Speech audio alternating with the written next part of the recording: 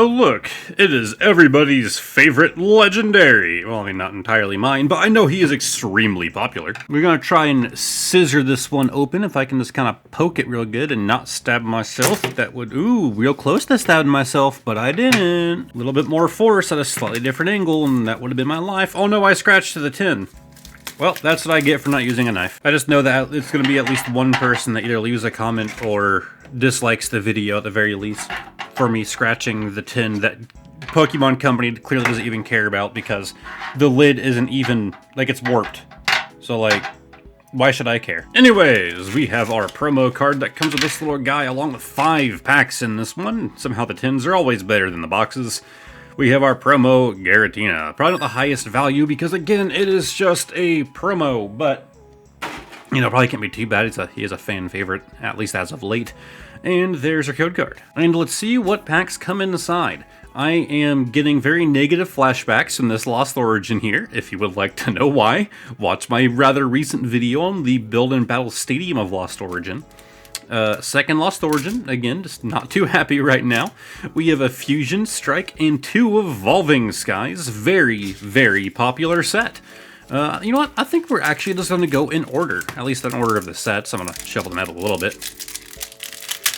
Yeah, Lost Origin pulls have not been there for me, so maybe this tin will turn that around. Let's do 3 to the front, 1 out the back, and we have the Riley, Electric, and the Sliggoo. Going on to our commons, the Binacle, the Zora, the Ducklet, Ghastly, Leo, Minchow.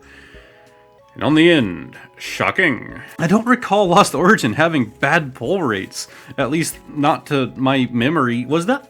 I don't know. I don't remember. But, man, it really feeling like battle styles in here as of late with this set. I'm almost disappointed to have it in here. I would prefer Astral Radiance, personally. Big fan of the Legends Arceus, like, art style. I don't know, I want more Legends games. I love Scarlet and Violet, don't get me wrong. There's a lot more to do in Scarlet and Violet. But I just wish they would expand on Legends. That's all I really want. Either do like a big DLC for it or release another Legends game. We have the Hisui and Zorora again, but this time as a reverse. And on the end, oh, there's something. The Giratina V! Well, would you look at that? We got more than likely the less valuable version and the more valuable version. Of course, they are, you know, gameplay-wise, the exact same card. They have the same stats, everything else. But this one actually requires some luck to get. This just requires some money. Well, I guess you can acquire either of them with money. With money, you can acquire most things. What was that, like, tweet that kind of blew up because people were, like, hating on the guy for it? And I completely agree. It was like, that $100,000 or whatever that you were given is less valuable than the $2,000 that you worked for. Just like, no, I will 100% value the $100,000 gifted to me more than what I worked for the $2,000. Thank you.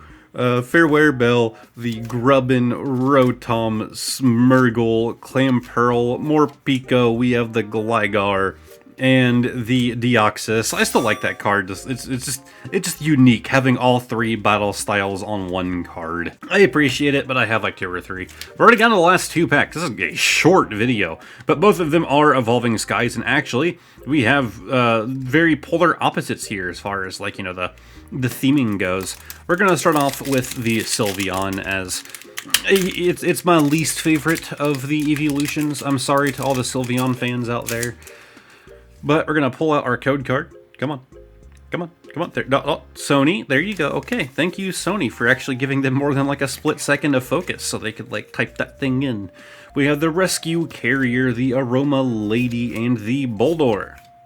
And then we go on to the Raggenrola, the Bergmite, the Nickit, I love its name, Lillipup, the Dimple, and on the end, a Smeargle. We are not doing excelling in our polls today. We are not doing excelling. Man, English always gets worse the worse polls I get. It's weird how the brain just kind of melts, you know? Like, when you're expecting, or hoping, I suppose, to look at some beautiful artwork and possibly get, you know, a little bit of a return on your investment or whatever, and it just clearly isn't working out. How your brain just kind of starts to get more and more smooth, more aerodynamic. We have the Toy Catcher, the Crystal Cave, Urasang. I still love that EV card so much. The shaking is both from somewhat excitement and from it being really cold in my house right now. I love the cold though. I will take it over how this room normally feels. We have the Psyduck, we have the Swablu, and on the end, we have, I knew there was something. It's a pretty bog standard V, but we have a Lycanroc V, alright? It was another pull. Technically, we got 2 good pulls out of this, unless you include the Deoxys, but I don't think his value is very high, nor his rarity. But it's time for the bonus card of the day. These are cards that I buy as singles because I want them. They go in this thing until I reveal them in a video. And this time around, we actually have a sleeved card, as I've mentioned many times. If they're in a sleeve, that's how they were when I bought them. It's weird that, you know, I'm basically just buying sleeves, because all these cards are going into my own sleeves. I don't like using these Pokemon official ones. So I just have a pile of random sleeves, which is, you know, it's wonderful. But we're going to take it out. Oh, well, we're going to attempt to, there we go. I actually think I know which one this is. It looks fairly modern as well. We have, yes, the Celebrations Classic Collection Venusaur. Our textured boy here. It's a weird kind of texture. It's very minimal. But cool, we have the Classic Collection Venusaur Holo. Of course, it's not going to be the same value as the base set Venusaur. But this little guy did do a wonderful thing by lowering the value of the base set Venusaur, which I'm sure all of the collectors were super stoked about. You know, the current, you know, the previous owners of said base set Venusaurs. But this is my favorite boy.